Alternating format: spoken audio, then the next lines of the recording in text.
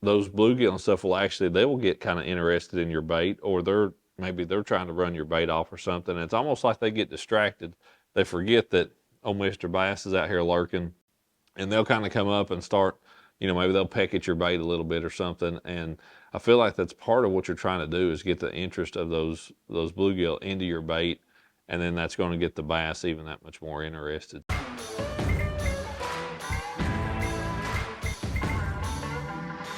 Hey everybody, welcome back to the channel. And this month in July, we're going to talk about bream fishing. Bream are a great way to catch them. You gotta use bream. Actually, not bream.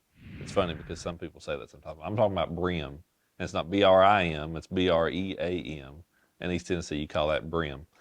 But brim, bluegill, sunfish, whatever part of the country you live in, this is the time of year. July, August seems like when a lot of those panfish, we'll say, do their spawning. This is the time of year when that seems to happen. Some places, further south, it may even start in May, but usually that summertime, especially around a full moon, that's when you're going to have a lot of those brim get up there and start making their beds. There we go. Some people say the bass are, that they really just hold on to that anger. They were so mad at the bluegill and stuff for messing up their nest, and you see a bass on the bed defending its nest, and they just pin up that anger all year long and wait on those brim to start spawning to take revenge back on them. I don't think that's the case, but they absolutely will hang around their bed, and they will torture them, and they will most definitely eat them. So either way, you might as well take advantage of it as an angler and be ready to see that happen. I just mentioned it a little bit, but I really, really, really got to emphasize the point of around the full moons. That's when you're going to see this way more common than the rest of the time. You get to summertime, weather's pretty consistent. It's warm, so you don't have those fronts that you deal with like you do around the bass spawn or even the shad spawn, where the water's warming and it's cooling and it's warming and it's cooling, and those fish will kind of try to time it with a warming trend and that kind of stuff. Man, for the most part, the water's pretty warm. You're up in the mid 70s at least and warmer. So it really becomes based around the moon phase at this point in time, from my experience. That's when you're going to see, multiple brim beds go out on the lake and really be able to develop a pattern with that to be able to run that across the lake. So keep in mind, definitely, be looking around the full moon. If you're going out fishing, then this is something that you want to pay attention to. We'll break down the baits a little bit more so, but just especially on this pattern. This is a deal where, for me, most of it's visual, but as good as our side imaging is anymore, and 360 as well, this is a time now when you actually can use your electronics to be able to find these beds and stuff, and where those bass will hold on them. You can get up there shallow and just turn your side imaging on and start graphing, and you'll see those little clusters of beds. And a lot of times it'll be something like the size of this table. You're looking for maybe a 10 foot, 8, 10, 15 foot long cluster kind of running parallel to the bank for the most part is where those beds will be. And it might only be 20 craters. It might be 120 craters. And seems like a small to medium sized one is in my opinion better than a great big expansive brim bed. Maybe the fish just kind of spread out more or something. You get one that's a little bit smaller, a little bit more concise, and those fish will kind of always sit in the same place. The bass will, to ambush those brim. I usually find these in main lake pockets. For whatever reason, I don't know why that is. I don't look for them a lot way back in the back ends of creeks. I don't look for them right out on the main lake. I tend to find them mostly in those, kind of shorter main lake pockets. Seem to be the best location for these. A lot of times it's on the sides, but sometimes it may be all the way in the back. It really just depends on the bottom composition. But looking for them in main lake pockets seems to be the best deal.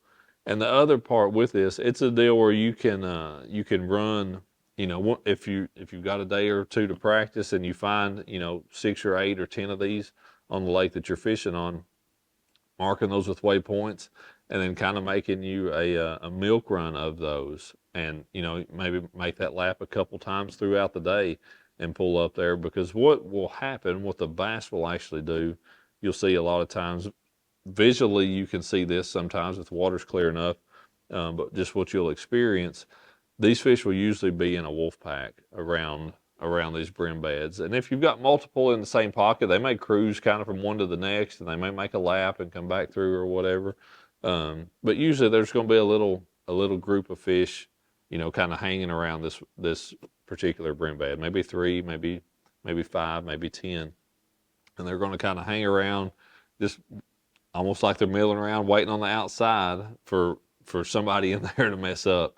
And when that happens, a lot of times you'll see them rush in. Maybe kind of you'll see some surface activity, them busting on those brim and stuff, and then it'll just settle right back out.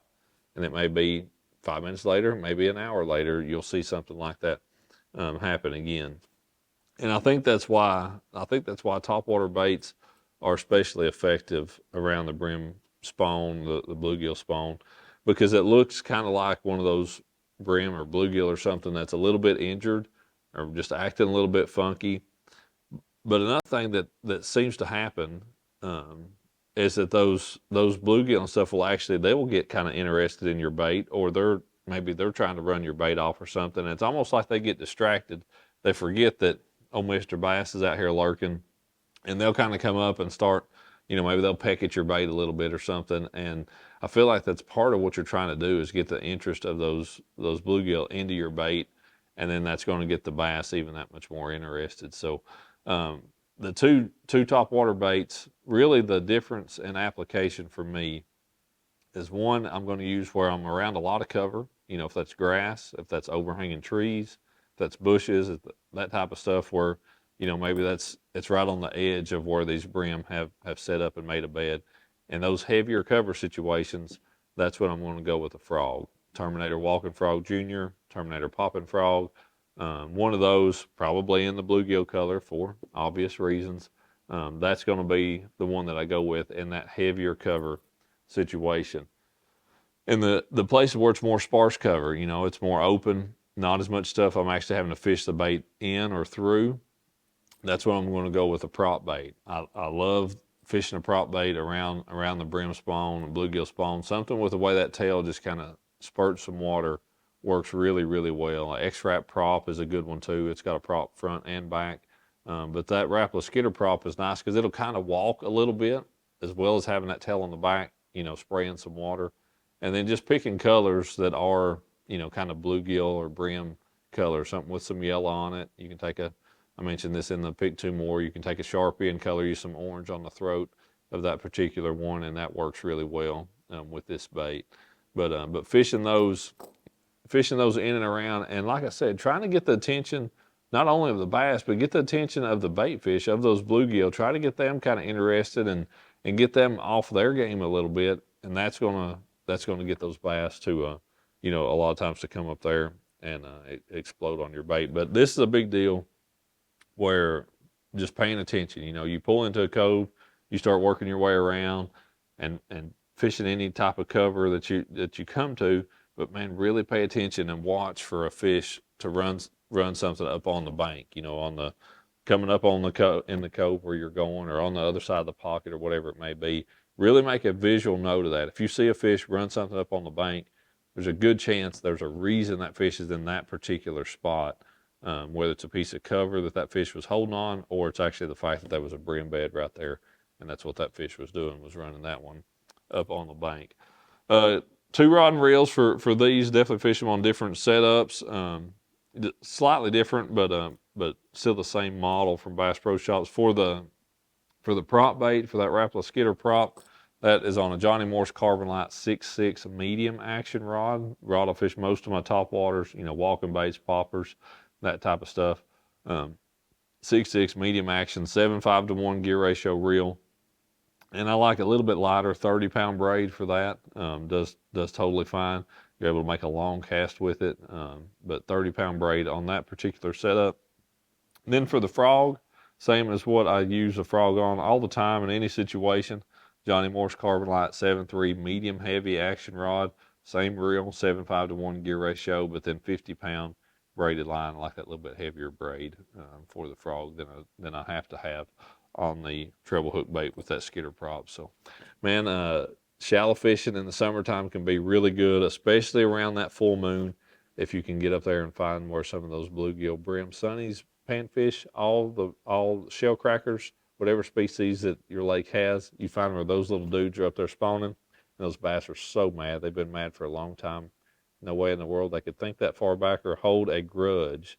So it doesn't matter. They're just opportunistic feeders. That's what you're dealing with. Don't think that they've got a lot of hate in their heart. They're just trying to eat, okay?